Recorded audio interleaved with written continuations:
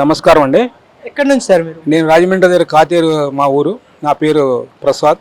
నేను మ్యాథమెటిక్స్ ఫ్యాకల్టీగా పనిచేస్తున్నాను. నేను సార్ ఏపీలో ఎలక్షన్స్ అయినాయి కదా సార్, ఇప్పుడు అసెంబ్లీ ఎన్నికలు లోక్సభ ఎన్నికలు రెండు అయినాయి కదా, అక్కడ ఏ పార్టీ గెలిచే అవకాశాలు ఉన్నాయి సార్? ఒక దిక్కు కూటమి గట్టిగా ఉంది, ఒక దిక్కు చూసుకుంటే ఇక్కడ వైసీపీ గట్టిగా ఉంది, 50-50 ఉందని చెప్పేసి చాలా వరకు అనిపిస్తుంది. ఎవరు గెలిచే అవకాశాలు ఉన్నాయని చెప్పేసి నా యొక్క ఒపీనియన్ ప్రకారం ఏంటంటే ఈసారి పోలింగ్ శాతం పెరిగింది.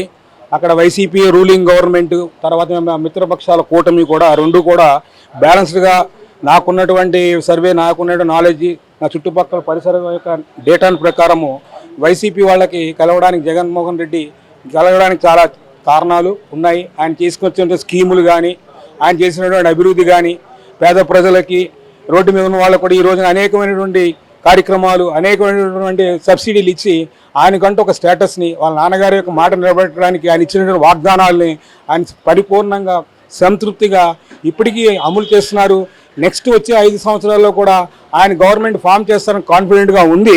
కాబట్టి ఆయన కానీ ఇంకో 5 సంవత్సరాలు ఉంటే మాత్రం ఆంధ్రప్రదేశ్లో అక్కడక్కడ చిన్న చిన్న చెదురుమదురు ఆటంకాలు ఏర్పడినప్పటికీ కూడా స్వయం ప్రతిపత్తికి మరియు అభివృద్ధి చేయడానికి పూర్తి ఆయన సహాయ సహకారాలు ఉంటాయని, ఆయన కేంద్ర ప్రభుత్వంతో నెక్స్ట్ వచ్చే ఎలక్షన్లు గెలిచిన తర్వాత మనకు వచ్చే ఆంధ్రాకు వచ్చే నిధులు కానీ ఏవైతే రావాలన్నింటినీ కూడా ఆయన పోరాడి అన్నింటినీ కూడా ఆయన ఆంధ్రకి తీసుకొచ్చి సస్యశ్యామలం చేయడానికి ఆయన కంకణం కట్టుకున్నారు.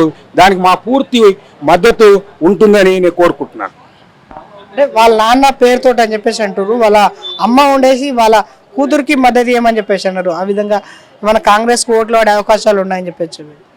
ఇది ఏంటంటే ఇది బయోలాటరల్ టాక్ అండి. అది ఏంటంటే పాక్షికంగా ఏంటంటే వచ్చేటువంటిది. కానీ ఏంటంటే ఆల్రెడీ ఓటర్ అనే ప్రజలు ఏం చేస్తారంటే ఈ 5 సంవత్సరాలు జరిగిన అభివృద్ధి ఏంటి, అభివృద్ధి ఎలా చేస్తున్నాడు, ఆయన ఏ కార్యక్రమాలు చేస్తున్నాడు అనేది క్షుణ్ణంగా పరిశీలించిన తర్వాతే పోలింగ్ శాతం అనేది ఆంధ్రాలో పెరిగింది.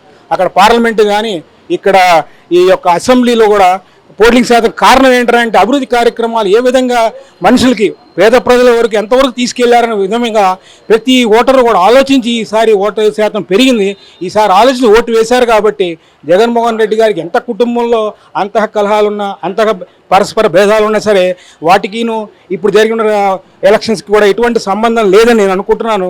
ఏదో షర్మిలారెడ్డి గారు కానీ, వాళ్ళ షర్మిల గారు కానీ, వాళ్ళ సిస్టర్ కానీ, వాళ్ళ అమ్మగారు చెప్పినంత మాత్రాన ఓటర్ అనేవాడు తనకంటూ ఒక నిర్భయంగా ఒక విధమైన డెసిషన్ తీసుకుని ఈసారి ఓటింగ్ జరిగింది. కాబట్టి ఆయన గెలవడానికి కారణం, గెలవడానికి మ్యాక్సిమం శాతం ఆయనకి ఉందని అనుకుంటున్నాను. వైసీపీకి ఎన్ని స్థానాల వరకు వస్తుండొచ్చు సార్?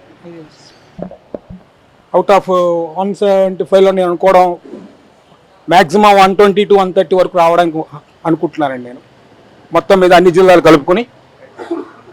కలుపుకొని కూడా అదే ఉంటుంది. కూటమి వాళ్ళు కూడా వస్తాయి కానీ పోటీలో ఉంటారు కానీ అంతగా ఉండదు. ఎందుకంటే ఏదో ఒక మార్జిన్ దాని మీద వాళ్ళు కొన్ని సీట్లు గెలవడానికి కూడా కారణం. ఎందుకంటే కేంద్ర ప్రభుత్వం కూడా వాళ్ళకి మద్దతు ప్రకటించారు. కాబట్టి కేంద్రంలో బీజేపీ ఫామ్ అవుతుంది, రేపొద్దున మాకు ఏదో జరుగుతుందని ఉద్దేశంతో కూడా ఈ కూటమి వాళ్ళకి కొన్ని సీట్లు గెలవడానికి కారణం అవుతుంది నేను అనుకుంటున్నాను. పిఠాపురంలో పవన్ కళ్యాణ్ ఈసారి గెలుస్తాడని చెప్పేసి పక్కా అనిపిస్తుంది.